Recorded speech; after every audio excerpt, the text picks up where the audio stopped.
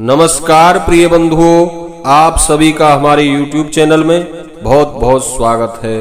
बंधुओं, आज के इस वीडियो में आप श्रवण करिएगा आषाढ़ मास के कृष्ण पक्ष की योगिनी एकादशी की परम पावनी कथा। तो चैनल पर नए हैं, कृपया चैनल को सब्सक्राइब कर लें, बेल आइकन को प्रेस कर दें, जिससे कि हमारे चैनल पर आगे आने वाले सभी वीडियो का नोटिफिकेशन आपको प्राप्त होता रहे। वीडियो को लाइक अवश्य करें और कमेंट में जय श्री कृष्णा लिखना बिल्कुल ना भूलें। हम आपके लिए प्रत्येक व्रत त्योहारों की जानकारियां, व्रत कथाएं वीडियो के माध्यम से आप तक पहुंचाते रहते हैं। तो एक बार प्रेम से कहिए, बोलिए विष्णु भगवान की जय, एकादशी महारानी की जय। बंधुओं, युधिष्ठिर ने वासुदेव भगवान श्री कृष्ण से पूछा कि हे प्रभु, आषाढ़ महीने के कृष्ण पक्ष की एकादशी का क्या नाम है, इसका महात्म्य क्या है और इसका व्रत कैसे किया जाता है? कृपा करके आप मेरी जिज्ञासा को शांत करें। वासुदेव भगवान बोले, धर्मराज, आषाढ़ महीने के कृष्ण पक्ष की एकादशी का नाम है योगिनी एकादशी। योगिनी एकादशी के व्रत से बड़े बड़े पाप नष्ट हो जाते हैं और संसार सागर में डूबे हुए प्राणियों के लिए यह सर्वश्रेष्ठ नाव का काम करती है। इसका व्रत तीनों लोकों में उद्धार करने वाला है। भगवान श्री कृष्ण एक क्षण भर रुककर कहने लगे, राजन, मैं इस व्रत से संबंधित एक पौराणिक कथा आपको सुनाता हूँ, ध्यान पूर्वक सुनो। अलकापुरी में धन के अधिपति कुबेर रहते थे। वे शिव भक्ति में हमेशा लीन रहते थे।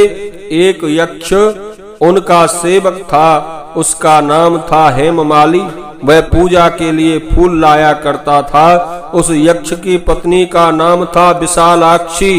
विशालाक्षी जो है वह बहुत सुंदर स्त्री थी। यक्ष सदा कामातुर रहता था, अतः वह अपनी पत्नी में अत्यधिक आसक्त था, मोहित था। एक दिन वह मानसरोवर से भगवान शिव की पूजा के लिए फूल लेकर आया तो अपने घर पर ही रुक गया और पत्नी के संग रति क्रिया में लग गया। उसे ज्ञात ही नहीं रहा कि मुझे कुबेर महाराज के पास पूजा के लिए फूल लेकर जाने हैं। परिणाम यह हुआ कि वह कुबेर महाराज के निवास स्थान पर नहीं पहुंच पाया। कुबेर शिव मंदिर में बैठे पूजन कर रहे थे। दोपहर हो गया, परंतु हेममाली पूजा के लिए फूल लेकर नहीं आया। अब प्रतीक्षा का अंत हो गया और पूजा का समय निकल गया तो कुबेर को क्रोध आ गया।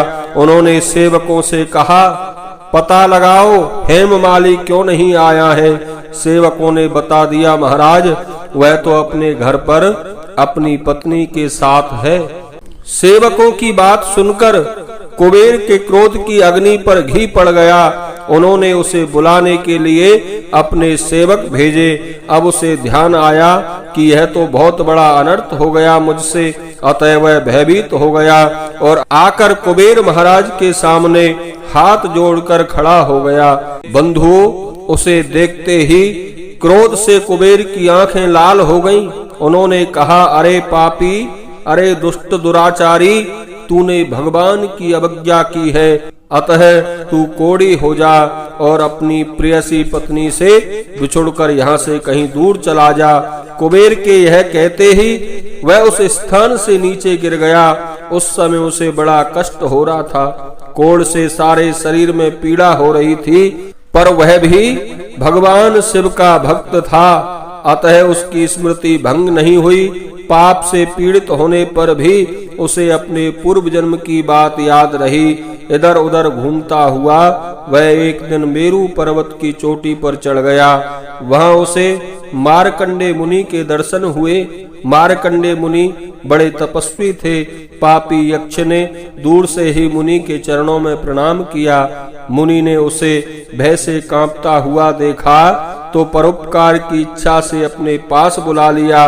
वह निकट आया तो वे बोले, तुझे यह कोढ़ का रोग कैसे लग गया है? तेरा रूप इतना निंदनीय कैसे हो गया है? यक्ष ने उत्तर दिया, मुने मैं राजाधिराज कुबेर का सेवक हूँ। मेरा नाम हेममाली है। मैं प्रतिदिन भगवान शिव की पूजा के लिए मानसरोवर से कुबेर महाराज को फूल लाकर दिया करता था। एक दिन अपनी पत्नी पर मोहित होकर सहवास सुख में फंस गया। अतः मुझे यह ज्ञान ही नहीं रहा कि मुझे महाराज की पूजा के लिए फूल पहुंचाने हैं, और इस कारण कुबेर महाराज को क्रोध आ गया और मुझे श्राप दिया, जिससे मैं कोढ़ी होकर अपनी प्यारी पत्नी से बिछुड़ गया हूँ। हे मुनिवर, मैं अपने किसी शुभ कर्म के प्रभाव से आपके पास आ पहुँचा हूँ। मैंने सुना है संत महात्मा बड़े परोपकारी होते हैं, अतः मुझ अधम पापी को उपदेश देकर आप कृतार्थ कीजिए कि मुझे क्या करना चाहिए। मार्कंडेय जी ने दया से द्रवित होकर कहा, तुमने मुझे सब कुछ सच सच बता दिया है। झूठ बोलकर तुमने अपना अपराध छिपाने का प्रयत्न नहीं किया है। अतः मैं तुम्हें एक ऐसा व्रत बताता हूँ जिससे तुम्हारा कल्याण हो जाएगा। तुम आषाढ़ महीने के कृष्ण पक्ष की एकादशी का व्रत करो, जिसे योगिनी एकादशी कहते हैं। इस व्रत के पुण्य के प्रभाव से तुम निश्चय ही इस कोढ़ से छुटकारा पालोगे। ऋषि के इन वचनों को सुनकर हेममाली ने उनके चरणों में दंडवत प्रणाम किया। मुनि ने उसे उठाया तो उसे बड़ी प्रसन्नता हुई। मुनि के उपदेश के अनुसार उसने योगिनी एकादशी का व्रत किया और उस व्रत के पुण्य प्रभाव से उसके शरीर का कोढ़ मिट गया। अब वह पूरी तरह स्वस्थ हो गया और सुखी भी हो गया। श्री कृष्ण भगवान ने युधिष्ठिर से कहा, हे नृपश्रेष्ठ, योगिनी एकादशी का यह व्रत बड़ा ही प्रभावशाली है। इसे करने से वैसा ही फल प्राप्त होता है जैसा 88,000 ब्राह्मणों को भोजन कराने से फल मिलता है। यह एकादशी बड़े बड़े पापों का अंत करके बड़ा पुण्य फल प्रदान करती है। इसके पढ़ने और सुनने से मनुष्य सब पापों से मुक्त हो जाता है। योगिनी एकादशी में भगवान नारायण की विशेष पूजा अर्चना करनी चाहिए और आहार में मिश्री अवश्य ग्रहण करनी चाहिए। बोलिए एकादशी महारानी की जय, विष्णु भगवान की जय।